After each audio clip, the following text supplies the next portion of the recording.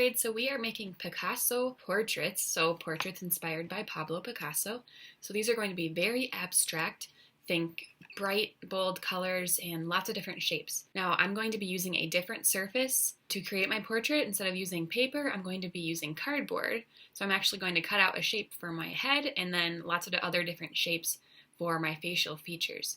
So you are more than welcome to also use cardboard or other materials you find around your house. But of course, if you don't have those things, you can always use paper to create your portrait. So follow along to see how I create my cardboard portrait, and I hope you guys have fun with this. So here I've got my pieces of cardboard.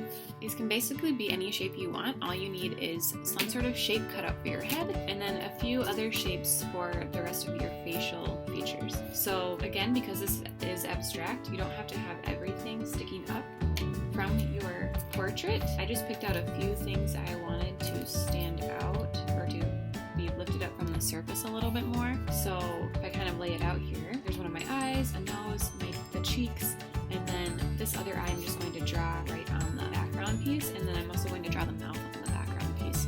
So it's kind of up to you how you want to do it, and these can kind of be any shape you want, because again, this is abstract. So I'm going to get started coloring mine with markers, but you could also paint yours. Here we go.